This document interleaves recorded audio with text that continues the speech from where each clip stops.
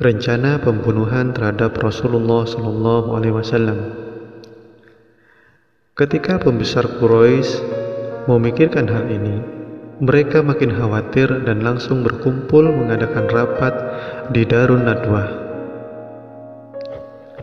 Darun Nadwah adalah rumah milik Qusay bin Hakim. Qusay mengumpulkan orang-orang kabilah Quraisy yang berada di berbagai daerah. Lalu ia menjadi kuat sehingga diangkat sebagai pemimpin Mekah. Karena itu, rumahnya dijadikan tempat bermusyawarah. Setiap ada urusan yang penting, mereka berkumpul dan bertemu di sana. Mereka melakukan pertemuan untuk membahas tindakan apa yang harus dilakukan kepada Rasulullah SAW. Setiap orang memberikan pendapatnya. Sebagian dari mereka berpendapat, kita penjarakan dia di suatu tempat. Namun, pendapat ini tidak disetujui. Sebagian yang lain berpendapat, bagaimana kalau kita asingkan ke suatu tempat? Pendapat ini sama sekali tidak diterima. Pada akhirnya, Abu Jahal dengan kekejamannya berkata, tidak ada cara lain kecuali membunuh Muhammad. Akan tetapi, kita akan memilih salah seorang dari tiap kabilah untuk menyerang Muhammad. Dengan cara seperti ini, tidak akan diketahui siapa yang membunuhnya. Dengan demikian, Bani Hashim tidak memiliki cara lain kecuali menerima diat.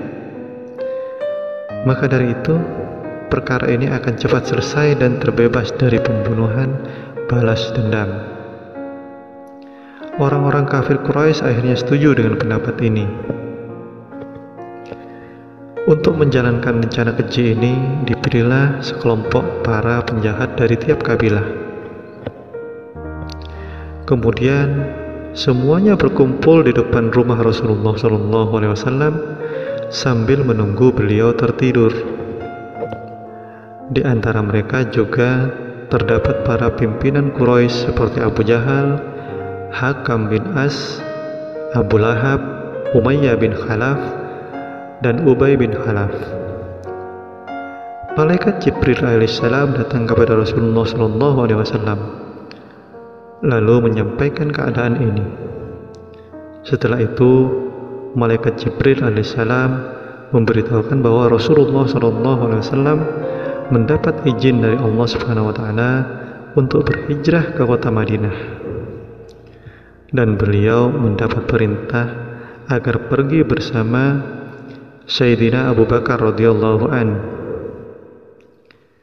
Sebelum berhijrah, Nabi Muhammad SAW memanggil Sayyidina Ali bin Abi Thalib radhiyallahu an dan memberikan beberapa amanah seraya berkata, "Wahai Ali, saya akan pergi ke Madinah. Tolong berikan amanah-amanah ini kepada pemiliknya. Setelah engkau menyerahkan ini semua, jangan tinggal di sini. Datanglah ke Madinah.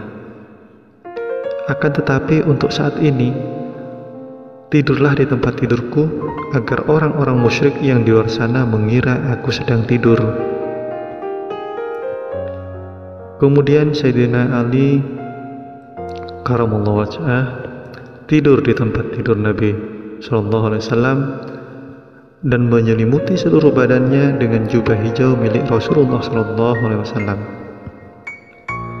Ketika Rasulullah SAW akan keluar dari rumahnya, beliau mengambil segenggam tanah dan membacakan ayat ke-9 dari surat Yasin yang berbunyi, "Dan kami jadikan sekat dinding di hadapan mereka dan di belakang mereka juga, dan kami tutup mata mereka sehingga mereka tidak dapat melihat."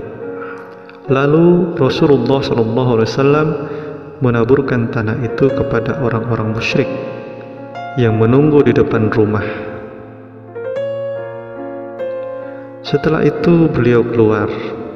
Yang terjadi pada orang musyrik adalah mereka berdiri seperti orang buta dan tiada seorang pun di antara mereka yang melihat Nabi SAW. Setelah beberapa saat, seseorang dari kalangan mereka datang menghampiri dan berkata sambil mengejek, "Apa yang sedang kalian tunggu di sini?" Mereka menjawab, "Kami sedang menunggu Muhammad." Orang itu pun menjelaskan, "Sepertinya Muhammad sudah lama pergi tanpa sepengetahuan kalian dengan menyebarkan debu-debu. Lihatlah pakaian kalian."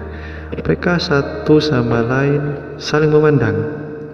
Pada baju mereka dipenuhi debu-debu, akan tetapi ketika masuk ke dalam rumah Rasulullah SAW, mereka melihat ada yang sedang tidur di tempat tidurnya, dan mereka menyangka itu adalah Rasulullah SAW. Mereka berkata, "Ini dia Muhammad." Ketika itu Sayyidina Ali radhiyallahu an bangun dan mereka kaget lalu bertanya, "Di mana Muhammad?" Sayyidina Ali radhiyallahu an menjawab, "Saya tidak mengetahuinya."